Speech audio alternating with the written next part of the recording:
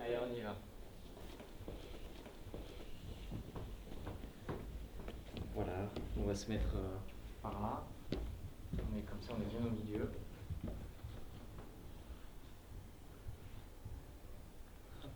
Allez, voilà.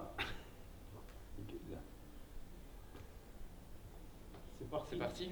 Deuxième aventure. Eh bien. Et la lumière s'est baissée. Ah, on a entendu. Ah, juste comme ça, et puis fini. Ils ont été tous scotchés. Hein.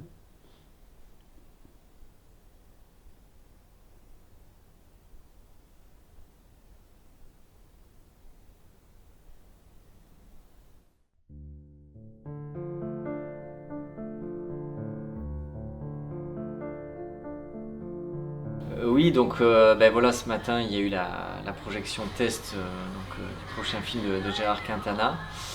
Et moi, faire un petit retour dessus, puisque c'est ce qui m'est demandé.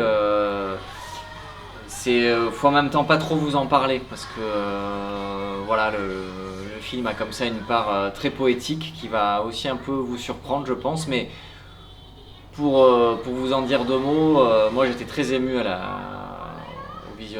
premier visionnage du film. Très ému, pourquoi? Parce que ça commence vraiment comme la continuité, donc on est un an après, la projection a lieu donc le 19 novembre. On fait confiance à Gérard pour que l'information se sache.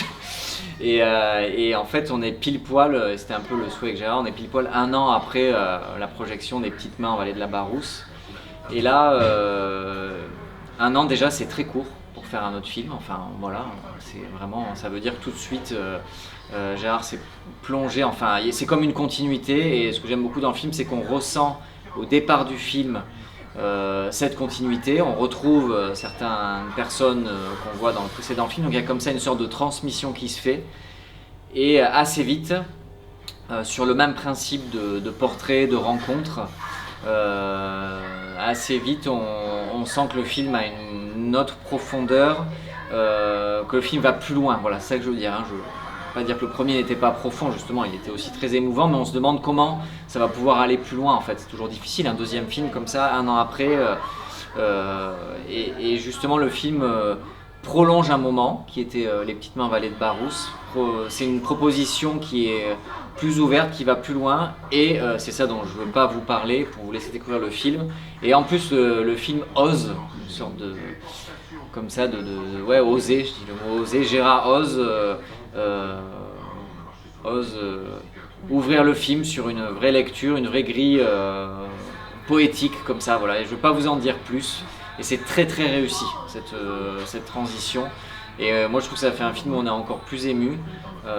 Et ce mélange entre le prolongement et la sensibilité de Gérard qui va plus loin, voilà, je trouve que c'est très fort et que c'est très compliqué à faire. Pour voir beaucoup de films, ici l'équipe on en voit beaucoup, c'est hyper dur. Le deuxième film est plus dur que le premier, c'est ce qu'on dit toujours. Et là, voilà, là je trouve que c'est assez puissant, en tout cas comme second film.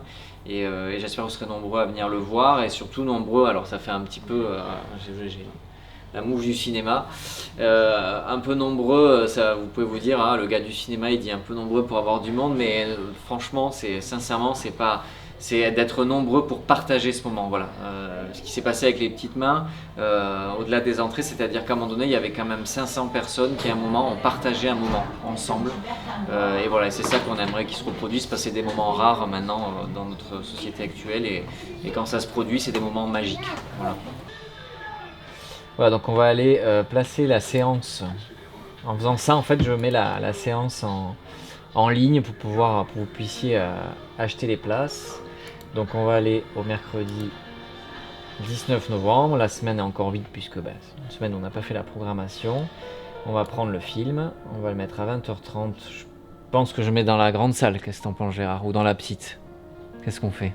Moi je le mettrai dans deux salles. Allez, on commence par une. Et si vous êtes nombreux, on en ouvrira une autre. Hop. Et voilà, c'est bon. C'est fait. Merci Thomas.